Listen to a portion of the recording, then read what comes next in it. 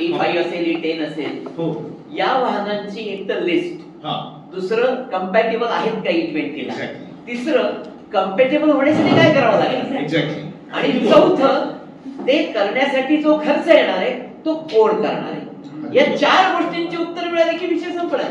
पण त्याचीच उत्तर मिळत नाही हा खरा प्रॉब्लेम. नाही.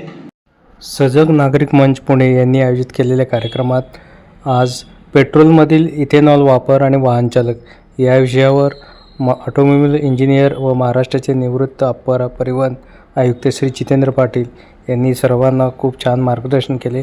सर्व माहिती त्यांनी तपशीलवार सांगितली. सगळ्यांना नमस्कार. सजग नागरिक मंचाच्या मासिक बैठकीत आपलं स्वागत. काही जण नवीन आहेत त्यांच्या माहितीकरता सांगतो. 2006 नोव्हेंबर सजग नागरिक मंचाची स्थापना झाली. आता 20 वर्ष पूर्ण होतील आपल्याला. आणि तेव्हापासून दर महिन्याच्या पहिल्या रविवारी आपण एका विषयावर इथं मीटिंग घेतो. ओपन असते पब्लिकसाठी आणि विषय हा करंट असतो. त्यातल्या तज्ञांना आपण इथं बोलवतो, त्यांच्याकडनं ऐकून घेतो आणि म्हणून दोन्ही बाजू आपल्यासाठी महत्वाच्या असतात. आणि त्या दृष्टीने आजचा जो विषय आहे तो सध्या फारच चर्चेत आहे, गाजतोय. तो म्हणजे इथेनॉल आणि पेट्रोल यांचा मिक्सचर. म्हणजे हा काही खरं जुना विषय आहे, पण आता एकदम त्या E20 मुळे तो पुढे आला.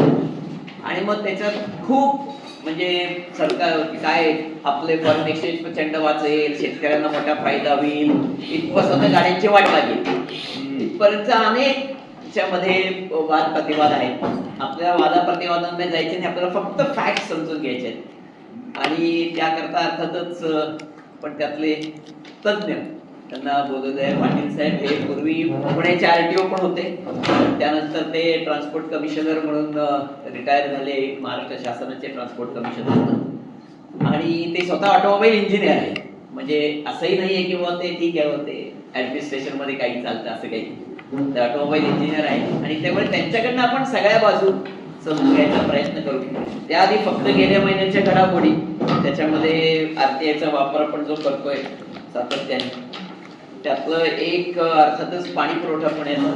त्याच्याबद्दल खूप वेळा गडबड झाली. मग आमच्या महापालिका आयुक्तांना फारच हौस की जसं वारी गेली तसे म्हणजे आता परत चालू करू एक दिवसाआड.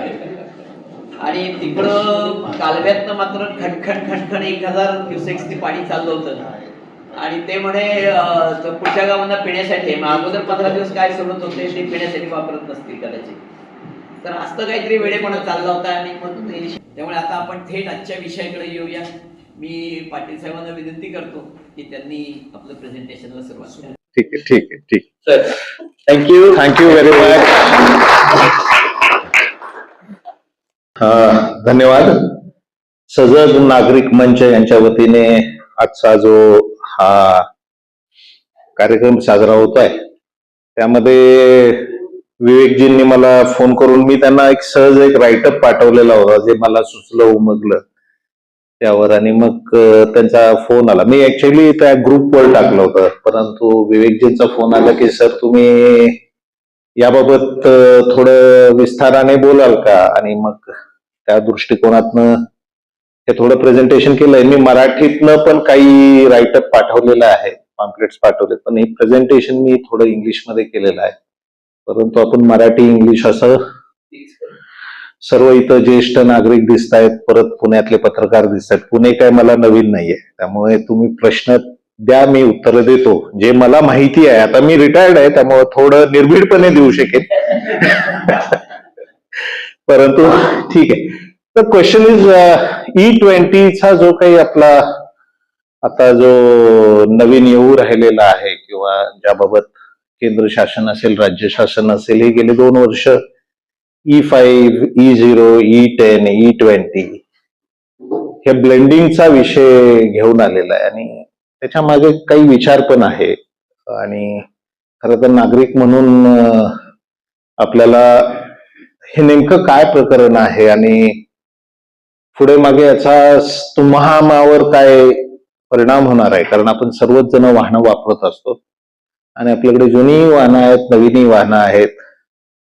त्याच्याबाबत थोडक्यात मला जे काही मी गेले 30 वर्ष पॉलिसी फॉर्म्युलेशन असेल किंवा याचं अंमलबजावणी करताना जे जाणवलं, वेगवेगळे विभाग आहेत त्यांचा यामध्ये रोल. मुळात दोन गोष्टी तुम्हाला सांगायला हरकत नाही की वाहनाचं रेग्युलेशन हे परिवहन विभाग करत असतं आणि फ्युएलचं रेग्युलेशन हे MOPNG, ministry of petroleum and natural gases, हे करत असतं. आणि मग हा ब्लेंडिंगचा विषय, कोर ब्लेंडिंगचा विषय जो आहे तो पेट्रोलियम विभागाच्या अंतर्गत येतो आणि त्याचा वापर जो आहे तो परिवहन विभागात आहे. आता असं एक थोडक्यात E20 petrol, the success of the transition will be measured by the vehicle owner and not by the blending percentage. म्हणजे आज आम्ही E20 केलं, E50 केलं, E90 केलं, E85 केलं, पण खरा त्याचं जे फलित आहे ते मला वाटतं तुमच्या आमच्या अनुभवातून आणि तुम्हाला ते ट्रान्झिशन कसं झालेलं आहे, युजर एक्सपिरियन्स ज्याला आपण म्हणतो, त्यातून खऱ्या अर्थाने डिसाईड केलं जाणार आहे. आणि ही पब्लिक पॉलिसी जी आहे ती मला वाटतं ह्या तुमच्या आमच्या अनुभवातूनच आणि एक्सपिरियन्सेस मधून गव्हर्नमेंटने त्याच्यावर लक्ष केंद्रित केलं पाहिजे. आणि माझ्या माहितीप्रमाणे हे होतं आहे, कारण कुठलाही बदल करत असताना थोडा रेटा द्यावा लागतो. तो हा रेटा आहे, परंतु तो रेटा देत असताना जे इन्फॉर्मेशन डिस्क्लोजर ज्याला आपण म्हणतो लोकांसाठी, ते देखील तेवढंच महत्वाचं आहे. तर basically E20 is not merely a fuel change, it is a system change. कारण हे फक्त वाहनातलं फ्युएल बदलण्याशी निगडीत नाहीये, परंतु त्याच्याशी असणारी इकोसिस्टीम ज्याला आपण फ्युएल डिस्पेन्सेशन सिस्टीम्स आहेत, फ्युएल स्टोरेज आहे, त्याचं कसं ब्लेंडिंग केलं जाणार आहे आणि ते वापरलं कसं जाणार आहे, ते ट्रान्सपोर्ट कसं केलं जाणार आहे, आणि ते वाहनात जेव्हा येईल तेव्हा त्याचे परिणाम काय होणार आहेत, असा एकूण सर्व एक मोठी इकोसिस्टीम आहे वाहनाची. त्या वाहनाच्या इकोसिस्टीमचा इफेक्ट आहे. Its success depends on how fuel, vehicle component, service regulation and consumer experience work together. The blending percentage is an input target. Public success is measured by the trust and performance. तुमच्या आमचा जो त्याच्यावरची विश्वासार्हता आहे वापरातली, त्याच्यावर खरं या पॉलिसीचं पुढं फलित करणार आहे. बेसिकली थोडक्यात माहिती द्यायची झाली तर इथेनॉल पहिलं आलं का पेट्रोल पहिलं आलं, इथून सुरुवात करावी लागेल आपल्याला. तर बेसिकली जर तुम्ही ethanol and fossil fuels, two histories before E20, the concise timeline for understanding the first useful distinct, petroleum is a geologically ancient.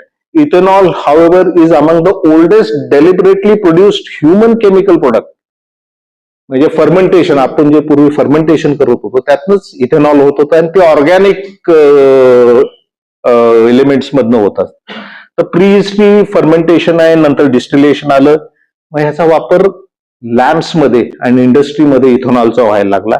आणि पहिली इंजिन ट्रायल इथेनॉलची 1826 मधली आहे, हे कृपया लक्षात ठेवा. पेट्रोल थोडं उशिरा आलं, हे देखील आपल्याला माहिती पाहिजे. म्हणजे इथेनॉलचा वापर हा काही नवीन नाहीये वाहन उद्योगामध्ये.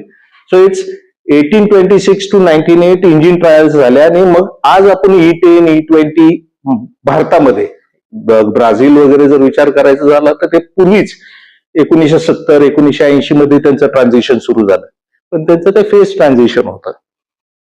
पेट्रोलचं काय झालं तर पेट्रोल तर geological formulation millions of years before आहे. आणि पूर्वी मग बिट्युमनच्या स्वरूपात जे जमिनीवर यायचं, तो कोळसा म्हणा किंवा डांबर, ते वापरलं जायचं. पण खऱ्या अर्थानं त्याचा कमर्शियल वापर हा 1859 साली कमर्शियल ड्रिलिंग मध्ये सुरू झाला. आणि त्याच्यानंतर त्याच्या भोवती जी इकॉनॉमी सुरू झाली त्यामध्ये मग केरोसिन आलं, पेट्रोल आलं.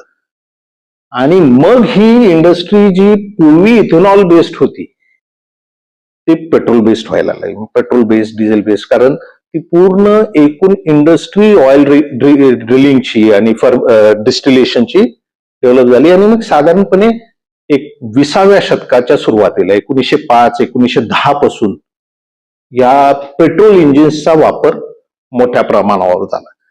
पेट्रोल असेल, डिझेल असेल, आणि त्याचे इनबिल्ट बेनिफिट्स पण आहेत. कारण पेट्रोलची कॅलोरिफिक व्हॅल्यू ही इथेनॉल पेक्षा जास्त आहे. इंजिन डिझाईन अधिक सुटसुटीत होऊ लागलं, त्याच्यामुळे तुम्हाला पॉवर टू वेट रेशिओ जो आहे व्हेकलचा किंवा power to engine capacity ratio तो जास्त मिळायला लागला. हे बेसिकली ह्याची पार्श्वभूमी ही आहे. म्हणजे E20 काही नवीन नाही. म्हणजे ethanol is not a new invention as such. हे थोडक्यात तीच स्लाइड मी थोड्या विस्ताराने दिलेली आहे की काय होत गेलेलं होतं. ते मी आधी 9,000 वर्षापूर्वी फर्मेंटेशन आपल्याला ह्याचा शोध लागलेला आहे. आणि मग हे खरं महत्वाचं पेट्रोलचं जे आहे ते 1959 मध्ये ड्रेकवेलनी ड्रिलिंग सुरू केलं आणि मग नंतर 18व्या शतकात लेट रिफायनिंग ऍट स्केल व्हायला लागलं आणि अर्ली 1900s ऑटोमोबाईलचा डिमांड यायला लागला. मग त्यावेळेस आपल्याकडे मर्सिडीज बेन्झ असेल, फोर्ड असेल, हे टी इंजिन्स जे आहेत ते यायला लागले. तर the key distinction humans new petroleum seepages early mass market petrol required drilling, refining, distribution and motor car. ही जेव्हा इकोसिस्टीम डेव्हलप झाली त्यावेळेस पेट्रोलचा वापर मोठ्या प्रमाणावर सुरू झाला. पेट्रोल, डिझेल जो काही आहे. ही पार्श्वभूमी खरं ह्याचं क्रिटिकल अनालिसिस करण्यापूर्वी हे आपल्याला माहिती असणं आवश्यक आहे, म्हणून हे केलं. तर काय बेसिकली पेट्रोल आणि इथेनॉल मधल्या बेसिक फ्युएल हे काय, तर खरं तर हे तर इंजिनिअरिंगचे इंजिनियर्स आहेत. There are 2 cycles in IC engines. IC engines म्हणजे वाहनं जी मोटर वाहन जे चाललं जातं त्याला एक आहे डिझेल सायकल आणि एक आहे पेट्रोल सायकल, ज्याला ऑटो सायकल देखील म्हणलं जातं. तर 2 सायकल्स वेगळे आहेत आणि प्रत्येकाच्या रिक्वायरमेंट्स वेगळ्या आहेत. Petrol is constant volume expansion cycle, यामध्ये स्पार्क प्लग असतो जो त्या इंजिनचे जे स्ट्रोक्स आहेत, कॉम्प्रेशन स्ट्रोकला रिक्वायर्ड ज्याला आपण टॉप डेड सेंटर असं म्हणलं जातं टेक्निकली, त्यावेळेस ते स्पार्क पडतो आणि मग तो असं एक्सपान्शन होतं, फ्लेम प्रोपगेशन होतं आणि मग तो स्ट्रोक मिळतो. त्याच्यासाठी ऑक्टेन व्हॅल्यू फार महत्वाची आहे. तर पेट्रोलसाठी आणि पेट्रोल इंजिन ऑटो सायकलसाठी ऑक्टेन व्हॅल्यू मॅटर्स. त्याच्यामुळं ते आपल्याला इथेनॉल मध्ये पण मिळतं. So ethanol also has high octane value. म्हणजे टेक्निकली पेट्रोल इंजिनला, ऑटो सायकलला इथेनॉल चालू शकतं. It has a good antiknock behaviour, it has agricultural origin and it was early engine use. पेट्रोलचं काय आहे, हायर एनर्जी पर लिटर. आपल्या ethanol मध्ये एनर्जी जास्त मिळत नाही, जरी हाय ऑक्टेन व्हॅल्यू असली तरी एनर्जी मिळत नाही. आणि ऑइल डिस्कव्हरीज वगैरे झाल्यामुळे पेट्रोलचा वापर जोरात झाला. तर ह्या पद्धतीने मॉडेल्स डेव्हलप होत गेले. हा More engine was ethanol engine. हे 1870 ते 90 मध्ये आयसी इंजिन सुरू झाले. 1896 ला फोर्डनी क्वाड्रिसायकल काढली. नंतर टी मॉडेल आलं आणि नंतर पेट्रोलचा डॉमिनन्स साधारणपणे 1910-1915 पासून प्रामुख्याने सुरू झाला.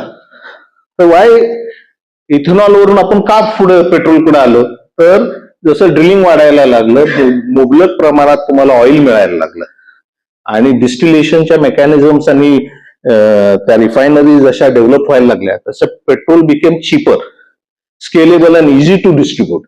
सर्वात महत्वाचा फायदा ह्या डिझेल आणि पेट्रोलचा काय, ते जे डिस्ट्रीब्युशन तुम्हाला लागतं ते यामध्ये इझी आहे. पेट्रोल पंप पर्यंत, रिफायनरी पासून पेट्रोल पंप पर्यंत जी डिस्ट्रीब्युशनची जी इन्फ्रा लागतो तो इथं सोपा आहे. त्यामुळे मग काय झालं की तुमचे इंजिन्स डिझाईन झाले, कार्बोरेटर्स डिझाईन झाले, रिफायनरीज आल्या, पंपचे स्टँडर्ड्स आले आणि मग fuel become dominate when the whole economy around it aligns production, taxation, distribution, vehicles and repairs. हा देखील मग नंतर टॅक्सेशन आलं पेट्रोलवर. मग गव्हर्नमेंटचे काही वेस्टेड ग्रुप्स तयार झाले. मग काही गोष्टी ज्या आहेत ते एक टेक्नॉलॉजी मग पुढे प्रोपगेट होत गेली वास्तविक. आणि मग आता काय झालेलं आहे, तर आता इराण-इराक युद्ध आहे. पेट्रोल ओपेक कंट्रीज ज्या आहेत ती फ्युएलची तुमचं प्राइस ठरवतात, त्याचा सप्लाय ठरवतात आणि मग डिपेंडन्सी आपली या सप्लाय चेनवर वाढायला लागल्यामुळे गव्हर्नमेंटने देखील अल्टरनेटिव्ह विचार करायला सुरुवात केलेली आहे. तर आता हा जो इम्प्लिकेशन आहे, changing the blend is easy part. म्हणजे इथेनॉलवर जाणं सोपं आहे, परंतु त्याची इकोसिस्टीम डेव्हलप करणं, नुसतं इंजिन डिझाईन करून नाही चालणार आहे, तर तुमची सप्लाय चेन त्याच्यासाठी महत्वाची आहे. आणि इथेनॉल हे आपण फक्त पेट्रोल म्हणून वापरलं जात नाही, तर त्याचे खूप मेडिकल युजेस पण आहेत. आणि इतर इंडस्ट्री जी आहे, केमिकल इंडस्ट्री, इथेनॉलवर खूप अवलंबून आहे. आणि त्या विषयात मी जात नाही कारण तो आजचा विषय नाही, परंतु इथेनॉल तयार करायला लागणारा पाणी जे आहे ते एवढं कॉस्ट इफेक्टिव्ह नाहीये. म्हणजे जेवढं, कारण त्याच्यासाठी जे पाण्याचा वापर इथेनॉल तयार करायसाठी लागणार आहे, म्हणजे ऊस आपण ऊसापासून करतो म्हणलं तर ऊसासाठी पाणी खूप लागतं, तुम्हाला माहिती आहे. आणि पाण्याचं दुर्भिक्ष आपल्याकडे किती आहे, ह्या सर्व गोष्टी त्याच्यामध्ये अंतर्भूत आहेत. तर का इथेनॉल परत का आलं, तर 1970चे ऑइल शॉक्स, परत ब्राझीलनं मग 1970 ते 80 मध्ये प्रो अल्कूल नावाचा, म्हणजे त्यांच्याकडे आता मॅक्झिमम इथेनॉलवरच गाड्या चालतात. नंतर युएसनी सुद्धा गॅसहॉल सुरू केलं. मग आपल्याकडं काही फ्लेक्स फ्युएल मशीन्स, इंजिन्स आले, म्हणजे दोन्ही चालू शकते, इथेनॉल पण चालू शकतं आणि पेट्रोल पण चालू शकतं. हे अलीकडे सुरू झाले फ्लेक्स फ्युएल इंजिन्स, आणि हे थोडं डिझायरेबल आहे. जे इंजिन्स इथेनॉल साठी डिझाईन्ड आहेत त्याच्यामध्ये आपल्याला दोष आढळत नाही. जे अलीकडचे जे इंजिन्स आहेत, E20 साठी वगैरे जे काही डेव्हलप आता व्हायला लागलेले आहेत, त्यामध्ये एवढा प्रॉब्लेम नाही. पण आपल्याला जो काही प्रॉब्लेम येतो आहे तो आपली जुनी वाहनं वापरताना जे आपल्याला पेट्रोल मिळते, ब्लेंडेड पेट्रोल, त्यामुळं आपल्याला अडचणी ह्या जाणवत आहेत. आणि सर्वात महत्वाचं काय, युजर एक्सपिरियन्स, आणि त्याचा विचार सर्व व्यवस्थेने, प्रशासन असेल किंवा सप्लाय एजन्सी, ज्या स्टेक होल्डर डिपार्टमेंट्स आहेत, फॉर एक्झाम्पल ऑइल कंपनीज, परत ह्याच्यामध्ये ऑटोमोबाईल इंडस्ट्री जी आहे ती काय केवळ मॅन्युफॅक्चरर्सवर अवलंबून नाही आहे. त्याचे स्पेअर पार्ट्स बनवणारे असंख्य कंपन्याज आहेत. फॉर एक्झाम्पल इंजिन मध्ये, आयसी इंजिन मध्ये साधारणपणे असं मानलं जातं की 20,000 पार्ट्स आहेत, त्यातले बरेचसे मुव्हिंग आहेत. हे 20,000 पार्ट्स तुमच्या ऑटो इन्सिलरी मधनं वेगवेगळ्या सप्लायर्स कडनंच मिळत असतात. मग ही इकोसिस्टम कोण डिझाईन करणार? मग त्याच्यामध्ये पिस्टन रिंग्स आहेत, ऑइल रिंग्स आहेत, बुशेस आहेत, त्याच्यावर काय इफेक्ट होतो, हा देखील एक मोठा इश्यू आहे. आणि त्यामुळेच तुम्हाला जेव्हा E20 आल्यानंतर जो काही अनुभव नागरिक म्हणून आपल्याला आला, वाहनधारक म्हणून आला, त्याचा हा परिणिती आज आपल्याला दिसते की पेपरमधनं येत आहे. तर हा एक थोडक्यात ह्याची बॅकग्राऊंड मी सांगितली. बघा, ही जी ऑटो सायकल आहे ही अशी, हे इनटेक, कॉम्प्रेशन, इग्निशन आणि एक्झॉस्ट, हे एक्सपान्शन स्ट्रोक, असे ही ऑटो सायकल नॉर्मली असते. आणि मग ह्यामध्ये जे तुम्हाला दिसतं आहात हे छोटे, हे स्कीमॅटिक डायग्राम आहे, स्कीमॅटिक डायग्राम आहे, परंतु एवढे सगळे त्याच्यामध्ये ऍस्पेक्ट्स येतात. तर काय basically Otto cycle, intake, compression, power and exhaust, modern petrol engine still operate on Otto cycle. Ethanol does not change that thermodynamic principle. Ethanol पण ह्यावरच काम करतं. What changes is the operating environment. Ethanol has an higher octane, म्हणजे गव्हर्नमेंटचंही चुकलेलं नाही, higher octane auto सायकलला आवश्यक आहे, परंतु इथेनॉल वर पाण्याचा इफेक्ट खूप होतो, हा एक महत्वाचा भाग आहे. तर it has higher octane but lower energy per litre and different moisture behaviour. आपल्याकडे ह्युमिडिटी आहे, आपल्या भागात पाऊस आल्यानंतर ह्युमिडिटी वाढते, तुम्ही कोकणात गेला तर अधिक ह्युमिडिटी आहे. मग ते पाण्यातलं हवेतलं जे बाष्प आहे ते देखील ह्या इथेनॉल बरोबर केमिकली ऍक्ट होतं आणि वेगळे परफॉर्मन्सेस आपल्याला देतं. आय होप मी यू आर गेटिंग मी, म्हणजे मी काय जे सांगतोय ते जास्त स्पीड नाही ना, तुम्ही थांबवू शकता मला. तर हा एक महत्वाचा मुद्दा आहे. आणि मग मॉइश्चर जेव्हा येतं तेव्हा ते त्या वाहनातल्या विविध पार्ट्सशी बिहेव करतं. मग कधी कधी तर त्या वाहनातल्या आतले पार्ट्स गंजतात पण, हाही ऍस्पेक्ट आहे. मग आपल्याला ते मेकॅनिककडे जाऊन तो सांगतो काहीतरी की नाही साहेब, पिस्टन रिंग हे झालेली आहे की ऑइल रिंग हार्ड झालेली आहे, ती बदलायला लागेल वगैरे, ह्या सगळ्या गोष्टी. आणि ऍव्हरेजचाही प्रश्न आहे. E20 कुठे इम्पॅक्ट करतं, तर फ्युएल सिस्टीम्स. कारण एक लक्षात घेतलं पाहिजे की ही जी काही इंजिन्स डिझाईन्ड असतात ते ऑप्टिमम यूज साठी डिझाईन्ड असतात. म्हणजे ते अतिशय कॅलिब्रेटेड असतं. त्याशिवाय तो तुम्हाला रिक्वायर्ड ऍव्हरेज देणार नाही, रिक्वायर्ड परफॉर्मन्स देणार नाही, रिक्वायर्ड पॉवर देणार नाही. मग हे जे काही कॅलिब्रेशन आहे ते खूप अतिशय मेटिक्युलसली त्यांच्या प्रोडक्शन लाईनवर असेल किंवा त्यांच्या R&D लॅबोरेटरीमध्ये असेल, हे सगळं डिझाईन केलं जातं. छोटे छोटे पॅरामीटर्स त्याचा इफेक्ट तिथं मला वाटतं ऑटोमोबाईल इंजिनियर्स आणि कंपनीमध्ये काम केलेले लोक पण असतील, बजाज कंपनीमधले आहेत, तर ते सांगू शकतील की किती डेलिकेट असतं. तर ते फ्युएल सिस्टीम्स मध्ये पंप्स आहेत, इंजेक्टर्स आहेत, होजेस आहेत, सीएल्स आहेत, फिल्टर्स आहेत, टँक लाइनिंग आहे. ह्या सर्व गोष्टी इथेनॉलशी कम्पॅटेबल असल्या पाहिजेत. म्हणजे थोडक्यात सांगायचं तर तुमचं फ्युएल टँक जो आहे त्याला आपण इथेनॉलशी कम्पॅटेबल असणारं मटेरियल वापरलं पाहिजे, नाहीतर त्याचा गंज चढू शकतो. आणि मग पेट्रोल टँक मध्ये जर गंज चढायला लागला तर ऑब्व्हियसली तुमचं पेट्रोल अडल्ट्रेटेड राहणार, कार्बोरेटर मध्ये प्रॉब्लेम येणार. असे सगळे इंजिन आहे. इंजिन मॅनेजमेंट मध्ये calibration changes may be required for fuelling, ignition, knock control, cold start and emission. ते थोडं टेक्निकल मी एवढ्यासाठी सांगतोय की इथं काही म्हणजे सायन्स बॅकग्राऊंड नसणारे असतील, परंतु हे सगळे प्रॉब्लेम्स सामान्य माणसाला वाहन प्रत्यक्षात वापरताना फेस करावे लागतात, पण माहिती नसतात. परत सेन्सर आणि इलेक्ट्रॉनिक्स मध्ये सुद्धा त्याचं कॅलिब्रेशन बदलू शकतं इथेनॉल वापरायचं झालं तर. आणि material after treatment, elastomers, polymers, coatings, catalyst, oxygen sensor strategy matter. The key distinction is compatibility is not the same as optimisation. म्हणजे E20चा वापर होऊ शकतो किंवा वापरलं जाऊ शकतं आणि E20 इफेक्टिव्हली वापरलं जाऊ शकतं, यामध्ये फरक आहे. म्हणजे वापर होऊ शकतो, ते चालू शकतं, परंतु ते इफेक्टिव्हली चालू शकतं का, तर त्याच्यावर रिसर्च होणं आवश्यक आहे. आणि इन्सिडेंटली कुठलंही वाहन, मी एक तुम्हाला मार्केटमध्ये येण्याच्या अगोदर टेस्टिंग एजन्सीज असतात, जे आपल्याकडे पुण्यात फॉर्च्युनेटली 2 आहेत. ARAI एक आहे, CIRT आहे. परत भारतात अशा 11 आहेत. दिल्लीत आहेत, मध्य प्रदेशमध्ये आहेत, साऊथला आहेत.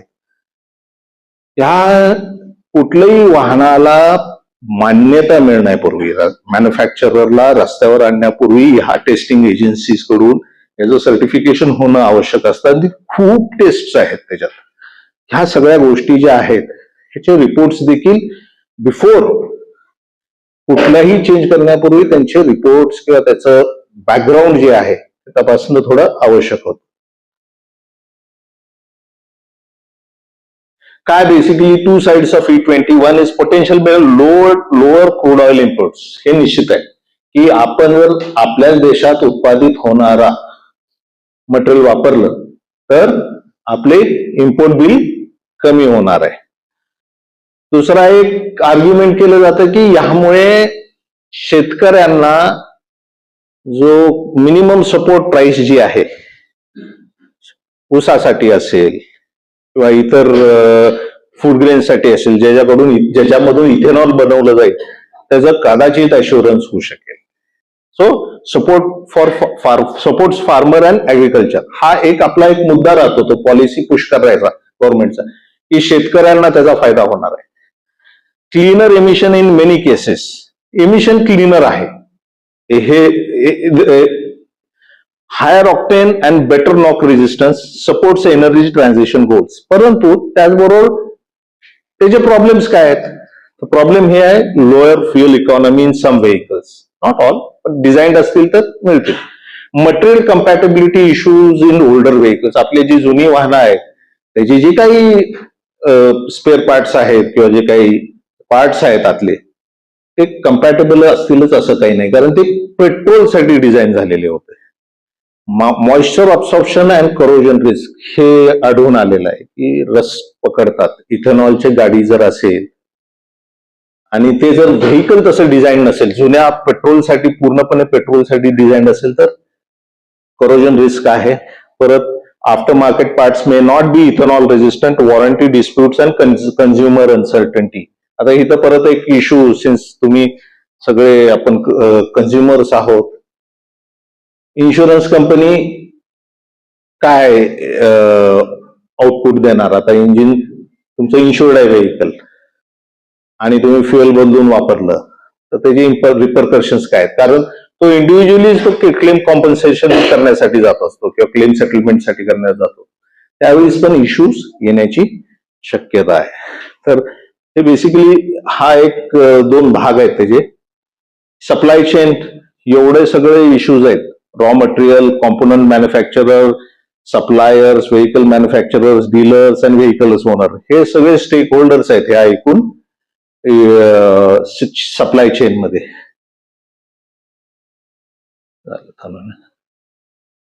आता खरा चॅलेंज कुठं आलाय तर लिगसी व्हेकल. आपल्याकडे काय कार्बोरेटेड व्हेकल्स, परत BS1, BS2, BS3, BS4, BS6 vehicles. BS6 तर ते आले कम्पॅटेबल आहेत, परंतु ही सगळी जी वाहनं आहेत त्यांची साधारणपणे आपल्या एकूण वाहन संख्येच्या 60 ते 65% आहेत असं धरूया आपण. कारण 2010 मधली वाहन, 2010 ते 2020 किती वाहनं होती, किती रजिस्टरली वास्तविक, तसं तर टेक्निकली स्पीकिंग वाहन तुमचं मेकॅनिकली फिट आहे तोपर्यंत ते रस्त्यावर चालू शकतं.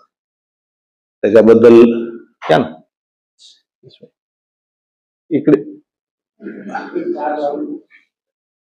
हे सगळे इश्यूज आहेत. म्हणजे India's road carry carbonated vehicles, early fuel injected vehicles, E5, E10 design vehicles, multiple Bharat state generation imported vehicles and modified vehicles. The fact that an older vehicle starts and runs on E20 or E5 or E10 does not automatically establish a long-term compatibility. म्हणजे चालेल ते, परंतु दीर्घकाळ चालवलं तर त्याचे impacts होऊ शकतात. Compatibility is not binary. Durability depends on fuel quality, material aging, maintenance, replacement parts and operating conditions. एवढे सगळ्या गोष्टी हे चॅलेंजेस आहेत. म्हणजे जो आम्हाला जो त्रास होतो आहे तो यामुळे थोडा होतो आहे, कारण ह्याचं बॅकग्राऊंड आपल्याला माहिती नसतं. मग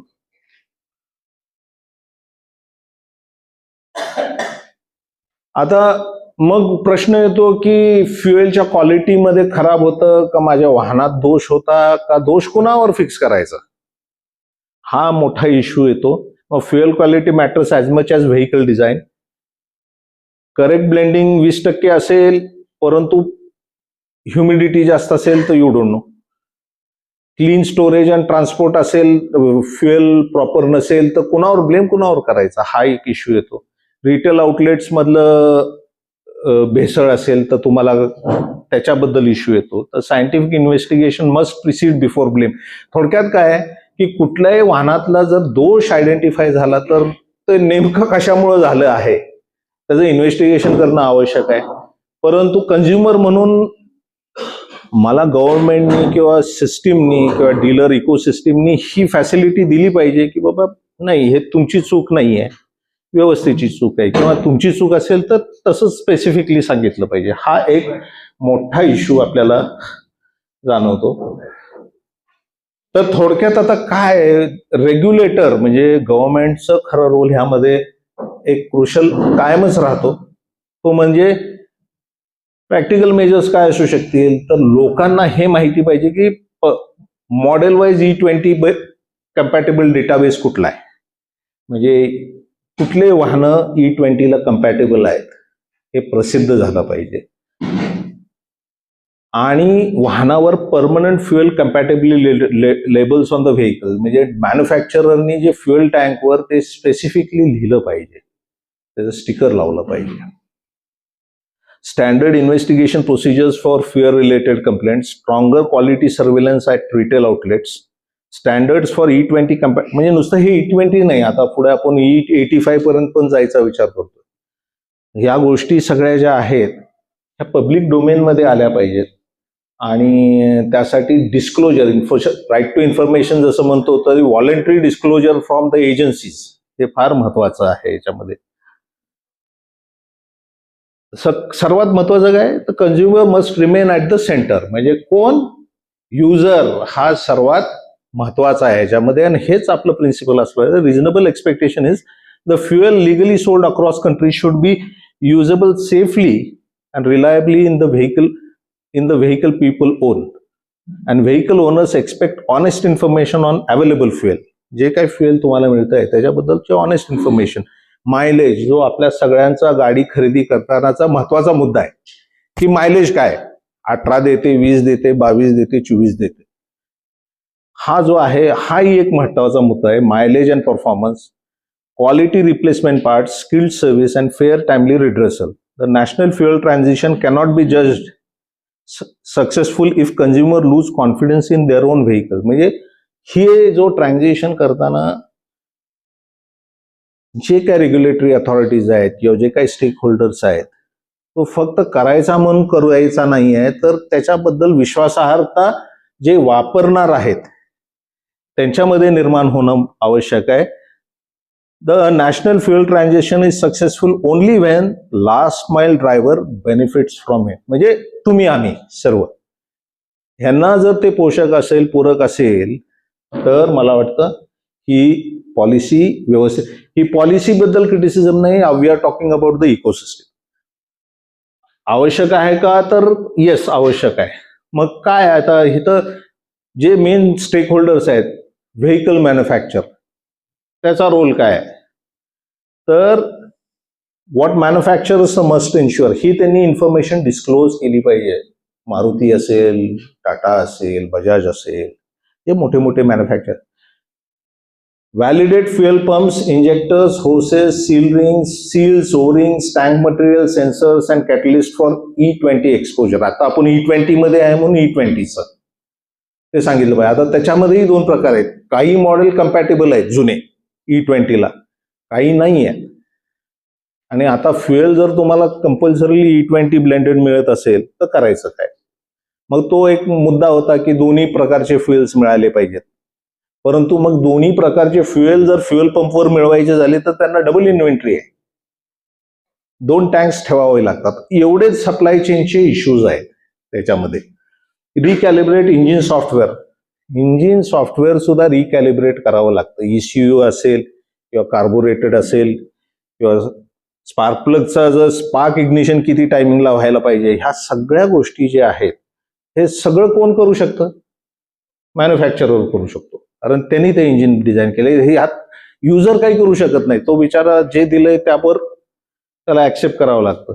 परत publish model wise and manufacturing E wise E20 compatibility in simple language. मी मुद्दाम तेवढ्यासाठी आज पॅम्पलेट्स तुम्हाला आणलेले आहेत, पाठवलेले आहेत. ते सॉफ्ट कॉपी पण मी देतो सगळ्यांना.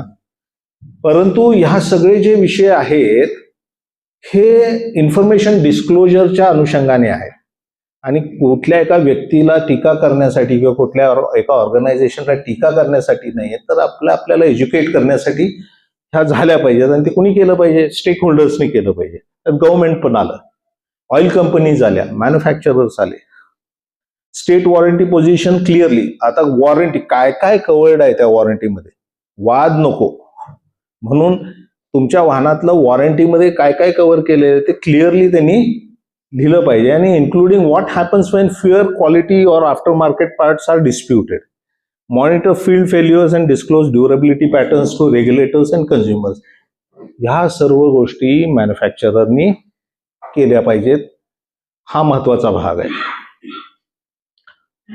रोल ऑफ ऑइल कंपनीज काय आहे, तर deliver correct fuel quality from refinery depot to vehicle tanks. म्हणजे रिफायनरीमधनं पेट्रोल पंपवर येणे, डेपोवर येणे आणि तिथून जोपर्यंत गाडीच्या तुमच्या पेट्रोल टँकमध्ये पेट्रोल डिस्पेन्स होतं तिथपर्यंतची सर्व जबाबदारी या ऑइल कंपनीची आहे. What they should ensure, maintain correct blending, actual ethanol percentage should match the fuel specification at every stage. Control water and moisture during storage. हा एक महत्वाचा मुद्दा आहे. काय होतं, पेट्रोल पंपवर ते पंपाचे जे टँक्स असतात ते जमिनीत असतात, मग गंज पकडतो, कुठनं तरी पाणी येतं. पावसाळ्यात विशेषतः हा प्रॉब्लेम जास्त असतो. परंतु ह्याच्याबद्दल त्यांनी काहीतरी प्रोटोकॉल ठेवला पाहिजे किंवा त्याचं क्वालिटी कंट्रोल जे आहे ते ऑइल कंपनींनी एन्श्युअर केलं. Control water and moisture during storage, transport and retail handling. Keep tanks, tankers, pipelines and retail outlet storage clean and audit ready. म्हणजे जेव्हा केव्हा इन्स्पेक्शन होईल त्याला ते ऑडिट रेडी ठेवलं पाहिजे. Enable traceability of every batch जे enable traceability of every batch, depot, tanker, retail outlet, date and time of delivery, and support standard fuel sampling. Fuel sampling regularly घेतलं पाहिजे. नागरिकांनाही तो अधिकार आहे, परंतु हे सॅम्पलिंग सिस्टमिक लेवलला व्हायला पाहिजे आणि ही जबाबदारी ऑइल कंपनीची आहे. आता आलं शासन. तर काय आहे शासनाची जबाबदारी? तर सर्वात महत्वाचं, हा डेटाबेस शासनाकडे आहे. तर तो डेटाबेस शासनाकडे आहे तर ही माहिती शासनाने पब्लिश केली पाहिजे की E20 compatible, E10 compatible, E5 compatible कुठले व्हेकल मॉडेल्स आहेत. आणि ती आजकाल कसं आहे की इन्फॉर्मेशन टेक्नॉलॉजी आणि वेबसाईट्स खूप आहेत, तर हे सहजासहजी होऊ शकतं. यामध्ये एक आपल्या माध्यमातून हा एक पत्रव्यवहार पण मॉर्तला जरी केला तरी बऱ्यापैकी ह्या गोष्टी होऊ शकतात. Mandate permanent fuel compatibility labels on vehicles, म्हणजे थोडक्यात मॅन्युफॅक्चररला भरपूर कंडिशन्स गव्हर्नमेंट वाहन विकताना घालतं. जसं की आता टू व्हीलरमध्ये हेल्मेट देणं बंधनकारक आहे गाडी विकताना. ती कुणावर बंधन टाकलंय? डीलरवर टाकलंय. जसं मॅन्युअल तुम्हाला द्यायला लागतं तसं वाहनावर लिहायला पण लागतं बऱ्याच ठिकाणी. टायर प्रेशर किती पाहिजे ते जनरली तुम्हाला ते दिसतं गाडीमध्ये, कुठे कुठे ते स्टिकर्स लावलेले असतात. तर फ्युएल जिथं आपण भरतो त्या ढाकणावर ह्या गोष्टी त्यांनी लेबल्स क्लिअर कट मेन्शन करणं आवश्यक आहे. Define standard complaint investigation protocol, sample collection, seal labelling, lab testing and component examination, strengthen retail fuel quality surveillance and make enforcement visible through enough to build public confidence. Enforcement फार महत्वाचं आहे आणि ह्याच्यासाठी मग कुठला विभाग कुठल्या गोष्टीचं एन्फोर्समेंट करेल हे दिसलं पाहिजे, विजिबल झालं पाहिजे. हे drive visible. Create standards for E20 compatible after market parts and time bound grievance and redressal mechanism. म्हणजे हे 4 ते मेजर स्टेक होल्डर्स आहेत. आणि मग शेवटी एक स्टेक होल्डर आहे व्हेकल ओनर. तुम्ही काय करायचंय? What user should do? तर तुम्ही ते सगळं पाहिलं पाहिजे. Check fuel lid labels, owners manual, manufacturers website for E20 compatible of the exact model. Fortunately enough आता AI असल्यामुळे ह्या सगळ्या गोष्टी सहजासहजी सर्च पण करून देतं. तुम्ही व्यवस्थित जर प्रॉम्प्ट टाकला तर तुम्हाला ह्या सगळ्या गोष्टी रेडीमेड मिळू शकतात. तर ह्या गोष्टी थोडं लक्ष देणं आवश्यक आहे. Keep fuel receipts especially during transition when problem arise soon after refuelling. आता पावत्या तर कोण घेत नाही, परंतु बरेच जण जर गुगल पेवर करत असतील तर कदाचित तो पण ट्रॅक आपल्याला डेव्हलप करता येईल. Maintain the vehicles as specified, replace fuel system parts only with E20 compatible parts from credible sources. आता तुमचं वाहन जर E20चं जर डिझाईन असेल आणि सबसिक्वेंटली, आणि बऱ्याचदा काय होतं की आपण ऑथराइज डीलरकडं कायमच जात नाही, रोड साईड मेकॅनिककडे पण जातो आणि मग प्राइस डिफरन्शियल स्पेअर पार्ट्समध्ये असला मग हे प्रॉब्लेम सुरू होतात. तर ह्या ज्या गोष्टी आहेत मला वाटतं त्या देखील वाहनधारक म्हणून आम्हाला माहिती पाहिजे की काय करताना काय. बऱ्याचदा 50% डिस्काउंटमध्ये जर काही मिळत असेल तर थोडा आपण विचार केला पाहिजे त्याच्यावर. तर watch for early symptoms, fuel smell, leakage, hard starting, mileage droppage, rough idling and walking lights. हे तुम्हाला वाहन चालवताना जो ड्रायव्हरला एक्सपिरियन्स येतो, जो आजकाल बराचसा रिपोर्ट झालाय की गाडी पिकअपच घेत नाही, व्हायब्रेशनच मारते, किंवा स्पीड नाही आहे, किंवा बंद पडते, वास येतो. सगळ्या गोष्टी ज्या आहेत त्या वाहन चालकच जास्त वाहन चालवत असताना त्याला तो अनुभव येत असल्यामुळे तो चांगल्या पद्धतीने चेक करू शकतो आणि तो रिपोर्ट करू शकतो. When dispute arises, seek proper fuel sampling, technical diagnosis instead of relying on assumptions. Okay, this is a generic. तर ह्या सगळ्या गोष्टी ऍज अ युजर आपल्याला लास्ट स्लाइड आहे. What is a balanced way forward? The objective should be neither to resist E20 nor to dismiss genuine customer concerns. E20 ला complete विरोध हा काही सोल्युशन आहे. Question is developing the ecosystem आणि जबाबदारी ज्या ज्या ठिकाणी आवश्यक आहे त्या त्या ठिकाणी त्या निश्चित करणं. India should focus on scientifically validated, compatible, transparent manufacturer disclosures. हे महत्वाचं आहे. माझी तुम्ही जे पॉईंट सांगितलं, मॅन्युफॅक्चररचं डिस्क्लोजर काय? आम्ही हे व्हेहिकल असं डिझाईन केलंय आणि या परिस्थितीत चालेल. या गोष्टी तुम्हाला आता फ्युएलचा सुद्धा इश्यू असा आहे की फ्युएल अडल्ट्रेटेड असेल तर काय इफेक्ट करतं? उद्या ते हे म्हणणार की तुमची ड्रायव्हिंग हॅबिटच खराब आहे, तुम्ही वाहन चालवताना म्हणून तुम्हाला ऍव्हरेज मिळत नाही किंवा तुमच्या गाडीचा मेंटेनन्स नाही करायचा. ह्या सगळ्या गोष्टी आहेतच. रोबस्ट फ्युएल क्वालिटी अश्युरन्स, परत तिथं आले oil company, standardise after market component, तिथं आली ऑटो अँड इंडस्ट्री. या सगळे स्टेक होल्डर्स जे आहेत ते थोडी व्याप्ती आपण सांगतो. Magnitude of the problem is what we are discussing. The success of E20 will ultimately be judged not by the percentage of ethanol blended into petrol, but by whether millions of ordinary Indians can refuel their vehicles with confidence. हा सर्वात महत्त्वाचा आहे. Blending किती आहे? 80% आहे, 100% आहे. ह्याच्यापेक्षा ते ब्लेंडिंग झाल्यानंतर माझा युजर एक्सपिरियन्स काय आहे हाच या पॉलिसीच्या सक्सेसला मॅटर करणार आहे. ही बेसिकली हा पार्श्वभूमी मला वाटतं as a citizen, as a vehicle owner, vehicle user आपल्याला माहिती असणं आवश्यक आहे. आणि आता जो काही म्हणजे त्याच्याबद्दल सोशल मीडियावर पण असेल किंवा काही आंदोलनं तर होत असतील, हाच इश्यू आहे. कारण प्रत्यक्षात पेट्रोल पंपवर गेल्यानंतर मला E20 घ्यावं लागणार असेल आणि माझा ऍव्हरेज खराब होणार असेल, माझं फ्रीवर्स सुद्धा रास्त आहे ना, हा मुद्दा आहे. So this I am done with my presentation. The soft copy also. Thanks for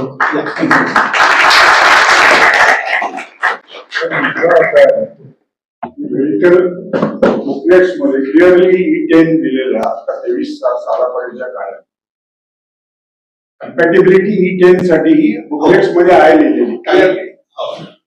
असं असताना E20 गव्हर्नमेंटने का पुश केलं? हा ट्रान्झिशन आहे, हा पुश केलं. It's a policy level issue at the top level. Question is कुठलीही पॉलिसी फॉर्म होत असताना there are pluses and minuses. आणि जसं पूर्वी इथेनॉल होतं, मी माझी सांगितली हिस्ट्री जर बघितलं, इथेनॉल वॉज पुश्ड नव्हत्याच ना. इथेनॉलवर थोडे इंजिन्स काही जे चालायचे ते चालायचे. सो दॅट का केलं पेक्षा काय केलं पाहिजे आपण बोलू शकतो. म्हणजे आता त्यांनी केलेलं आहे, आता काय करायचं नाही, कारण हेच आताच होत आहे. मला म्हणायचं असं आहे, आमची E10 कम्पॅटेबल व्हेकल असेल तर आम्ही कंपल्सरी हे घेऊन गाडीत प्रॉब्लेम येऊ शकतो का ॲज अ ऑटोमोबाईल इंजिनियर? हा त्याच्यात त्यांनी दिलेलं आहे. म्हणजे तो मध्ये तर परवा तुम्ही जर बघितलं असेल तर लेजिस्लेटिव्ह असेंब्ली क्वेश्चनला लोकसभेतल्या प्रश्नाला उत्तर देताना पण हे पब्लिश झालेलं आहे की some vehicles are compatible, some are not. विशेषतः E10च्या बाबतीत एवढा इश्यू नाही आहे जेवढा non E vehicles, ethanol blended vehicles तिथं जास्त प्रॉब्लेम आहे. परंतु इथे manufacturer should intervene is what I feel. They should come and disclose की बाबा नाही बाबा आपल्या गाडीला E10 वर E20 चालणार नाही. आणि इथे तुमच्या माहितीसाठी सर्व व्हेकल रिकॉल पॉलिसी सुद्धा आहे मॅन्युफॅक्चररसाठी. आणि यामध्ये त्यांच्यावर दायित्व आहे. दायित्व काय आहे की इन्फॉर्मेशन डिस्क्लोजर, जसं मध्ये व्होल्वोच्या फोक्सवॅगनचं झालं तर मोटर व्हेकल ऍक्टमध्ये म्हणा किंवा सेंट्रल मोटर व्हेकल रूल्समध्ये त्याला कन्फर्मिटी ऑफ प्रोडक्शन मानलं जातं. वाहन ज्या पद्धतीने सर्टिफाय झालेलं आहे त्याच पद्धतीने आज रोजी मार्केटमध्ये विकलं जाते. कारण ही मॉडेल्स जनरली 10-15 वर्ष चालतात कुठलीही मॉडेल्स. आणि बेसिकली मॉडेल्स बदलतात म्हणजे इंजिन नाही बदलत. इंजिन बदलायला खूप लागतं. ते इंजिन ऑटोमोबाईल फील्डमध्ये लोक आहेत, एक इंजिन डिझाईन करणं is not a easy thing. त्याला खूप रिसर्च लागतो. हा इश्यू आहे. Your point is well taken. तो थोडा एक मिसिंग लिंक त्याच्यामध्ये एक सजेशन म्हणून ज्या E10 व्हेकल कम्पॅटेबल आहे आणि आपल्याला E20 साठी वापरायचं गव्हर्नमेंट मॅन्युफॅक्चरर्सना त्या गाड्या परत बोलून तुम्ही जसं म्हणालात त्या पार्ट्स बदलून E20ला कम्पॅटेबल करता येतात का?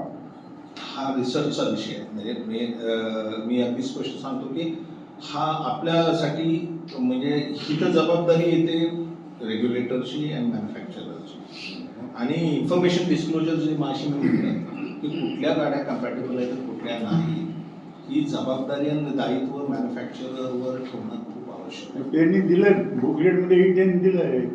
मग तोच मुद्दा हां मग they are out of the problem. बरोबर आहे. नाही त्याच मुद्द्यावर कंझ्युमर फोरम मध्ये पण आता केस झालेली होती आणि त्यामध्ये कंझ्युमर फोरमनी त्या कंपनीला सांगितलं ना शेवटी कॉम्पन्सेट करा. आणि तुम्ही म्हटलं तसं जनरली जे आपण ऐकतो आय थिंक 2008 पर्यंत इथेनॉल कम्पॅटेबल कम्प्लिटली नसलेले व्हेकल प्रोड्यूस करायचे. सो आपण जेवढा विचार करतो government is much more smart issue त्यामुळे 15 वर्षाचं लाईफ सायकल ठरलं industry. 2008 to 2026 they have considered. So technically कायद्याच्या ह्याच्यात they will say you scrap, but we know म्हणजे आज आपण लॅपटॉप वापरतो government I tell you the trust of the people is more important. या आणि दॅट्स व्हॉट आणि दे हॅव टू कन्सिडर. म्हणजे आज आपण लॅपटॉप सारखी गोष्ट घेतो ऑफिसमध्ये आम्ही 4 वर्षांनी आपण रिकॉल असतो 5 वर्षांनी प्रत्यक्षात घरी आपण 10 वर्ष एक वापरतो. So you cannot take that only bookish condition. You have to understand what गव्हर्नमेंटला एवढी घाई काय इथेनॉल धोरण राबवायची? कारण 2018 साली जी पॉलिसी आली होती त्यामध्ये असं ठरलं होतं की 2030 साली E20 कम्प्लीट करणार, पण त्यांनी ते धोरण पुश करून 5 वर्ष आधी केलं. याचं रिझन काय असतं? म्हणजे 2030 जर झालं असतं तर जे आत्ताची जी व्हेकल आहे ते बाहेर पडले. त्याच गोष्टीवर आता सगळी चर्चा चालू आहे.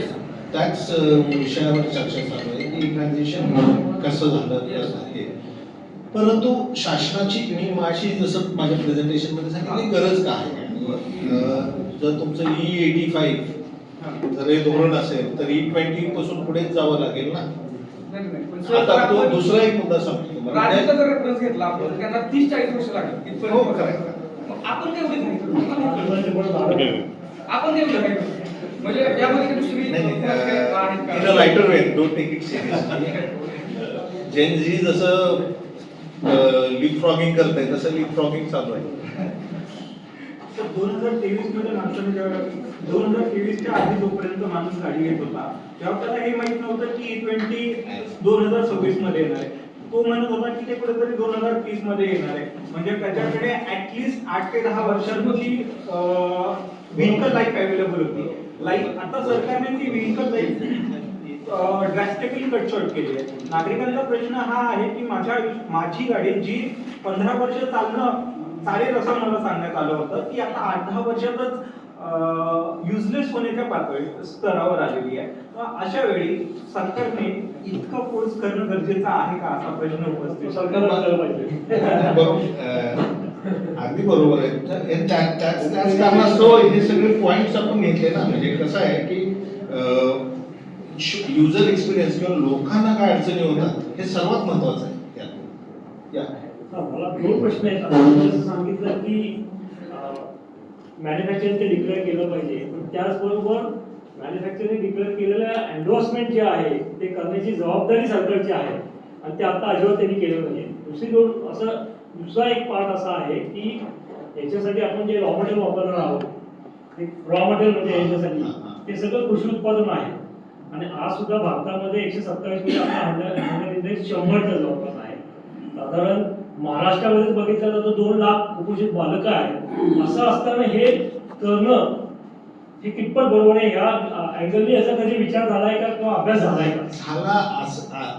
झाला असतोच. पॉलिसी डायलामा जो आहे ना ह्याच्यापेक्षाही आपण जेवढं इमॅजिन करतो त्यापेक्षाही जास्त विषय चर्चेत असतात. परंतु कुठेतरी पुढे जायचं असतं हाही एक त्याच्यातला मुद्दा आहे. परंतु ते जात असताना काय काळजी घेतली पाहिजे आणि जो आपण डोस देतोय मुलाला डोस देताना आपण तर त्याला बसतो का ही जबाबदारी कोणाची आहे हा मुद्दा आहे. एक गोष्ट मी सांगणार आहे की बुवा हे सगळं आता ते काय भेसळ आहे असं वाटतं, पण भेसळ खूप जुनी आहे. रॉकेल तेल सर्रास डिझेल आणि पेट्रोल मध्ये मिक्स होत होतं तेव्हा कोणी केलं नाही. नंतर नाफ्ता आलं. म्हणजे 20-20 वर्ष आपण भेसळीचं हे इंधन वापरलंय आणि तेव्हा कुणी अशी मिटिंग घेतली असेल असं वाटत नाही. तर ह्याचा एवढा भाऊ वैद्य साहेब, ती कायदेशीर नव्हती, ती भेसळ कायदेशीर नव्हती. तुम्ही त्याच्याबद्दल तक्रार करू शकता, ती कायदेशीर भेसळ आहे. म्हणून मीटिंग केली. म्हणजे एवढ्या मोठ्या प्रमाणात होत होती. अहो, ही त्याच्यापेक्षा मोठ्या प्रमाणात आहे. ही 100% आहे. नाही, दोन गोष्टी वेलणकर साहेबांनी हे नेल्ड इट बेसिकली. परंतु मला काय सांगायचं आहे की टेक्नॉलॉजी एज सच आणि ते चालू शकतं का एज सच, हा इकोसिस्टमचा भाग आहे की भेसळ थांबवणे. आज परंतु आपण तयार आहोत का, जसं माझ्या यांनी सांगितलं की बाबा आपण आता तिथपर्यंत जंप मारण्यासाठी तयार आहोत का, किंवा जरी तयार असलो तरी दोन्ही ऑप्शन्स देऊ शकतो का, हा महत्वाचा मुद्दा आहे. म्हणजे आज रोजी दोन्ही पेट्रोल तुम्हाला उपलब्ध होऊ. आता इनफॅक्ट ते कुठलं तरी आणि नवीन एक चांगलं दुसरं प्युअर पेट्रोल आलंय, high octane 100% 100 octane which is at a premium price.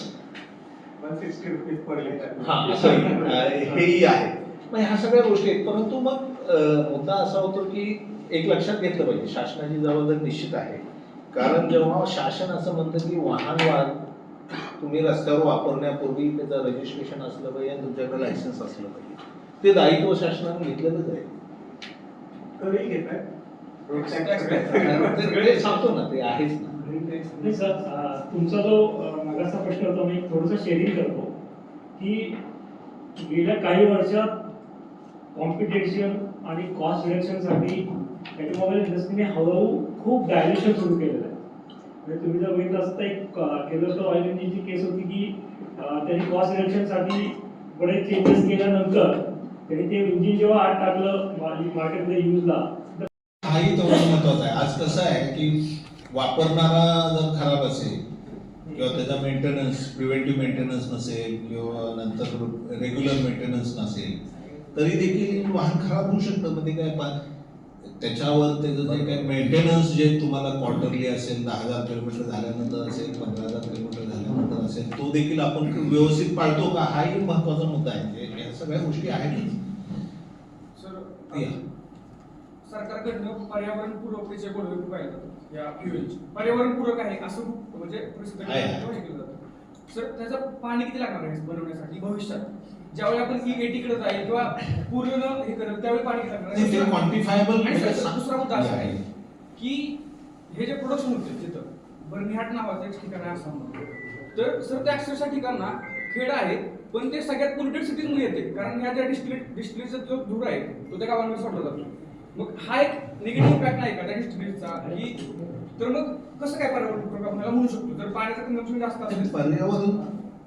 पर्यावरण पूरक पेक्षाही इट्स अन इनपुट सबस्टिट्यूशन. जे फ्युएल आपल्याला जे आज एक लक्षात घ्या, सप्लाय चेनचा आता ऑइल शॉप्स किती मिळाले आपल्याला,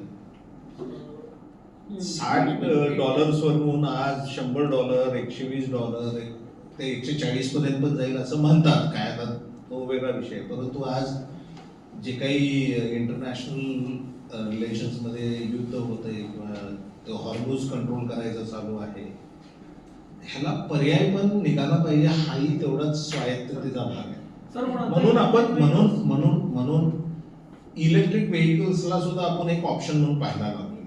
तो स्केलेबिलिटी केली जाते. मग शासन तिथे काय करतंय, इथे सोल्युशन पूर्ण देऊ शकत नाही, पण तिथं शासनाने काय केलं हेही मी सांगतो तुम्हाला की तिथं शासनाने तुम्हाला 100% टॅक्स एक्झम्पशन दिलेलं आहे. मुंबई पुण्याच्या टोलला 100% एक्झम्पशन दिलेलं आहे. का दिलंय?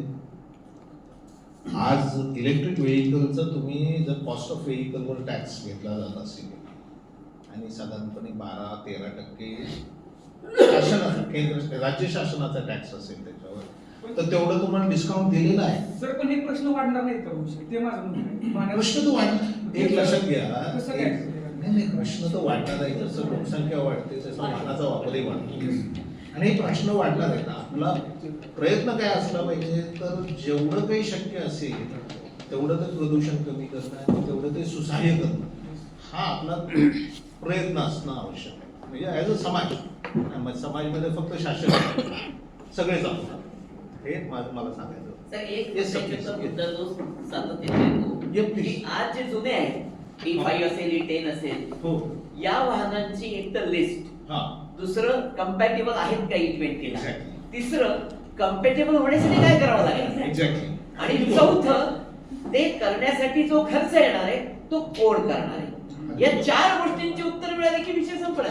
पण त्याचीच उत्तर मिळत नाही हा खरा प्रॉब्लेम. नाही पण ते तो विषय मांडल्याशिवाय उत्तर मिळणार पण नाही. हा आपला पहिला प्रयत्न आहे की विषय मांडावा आणि मला वाटतं तुमच्या माध्यमातून हा विषय मांडलाही जाऊ शकेल. सजग नागरिक मंचाच्या माध्यमातून परिवहन आयुक्त कार्यालय असेल किंवा केंद्र शासनाकडे असेल हा विषय मांडला जाऊ शकतो. महत्वाच्या 2 गोष्टी लक्षात घ्या. एक इज पेट्रोलियम मिनिस्ट्री आणि दुसरा मॉर्ग. हे फंडामेंटल म्हणजे ट्रान्सपोर्टचं गडकरी साहेबांच्या अंडरचं डिपार्टमेंट आणि दुसरं मिनिस्ट्री ऑफ पेट्रोलियम. हे या 2 ठिकाणी ह्या प्रश्नाची म्हणजे अंतिमता काहीतरी कॉन्क्रीट निर्णय घेतला जाऊ शकतो किंवा आणि माझ्या माहितीप्रमाणे ह्याच्यावर विचारही होऊ राहिलेला आहे. परंतु जसं तुम्ही सांगितलं की E20 म्हणजे हा आपला प्रयत्न काय आहे शासनाचा की एका फ्युएलवर राहायला अवलंबून राहायचं नाही. मल्टी फ्युएल असलं पाहिजे. म्हणजे सोलरवर पण आपण चाललो पाहिजे, हायड्रोजनवर पण. हायड्रोजनचा तर अजून इकोसिस्टम डेव्हलप पाहिजे पण प्रयत्न चालू आहेत. अगदी राहील. इलेक्ट्रिक व्हेकल आता एक ज्याला आपण प्रॅक्टिकल अल्टरनेटिव्ह जो आहे तो येऊन राहिलेला आहे. म्हणजे आज भारतामध्ये जरी आपण खूप नेसेंट असलो, खूप नवीन आहे आपण त्या चेंजवरमध्ये, परंतु चायना असेल, युरोप असेल, ह्या राज्यांमध्ये ह्या देशांमध्ये खूप मोठ्या प्रमाणावर इलेक्ट्रिक व्हेकल्सचं प्राधान्य आहे. आणि सर्वात इलेक्ट्रिक व्हेकलचं एक तुम्हाला सांगतो सप्लाय चेनच्या दृष्टिकोनात तर लाईट तुमची जिथं वायर गेली तिथं लाईट तुम्हाला मिळते. पण तुम्हाला पेट्रोल भरायचं असेल तर पंपावर जायचं. म्हणजे फ्युएल किंवा energy at your door steps जर म्हणायचं झालं तर लाईट.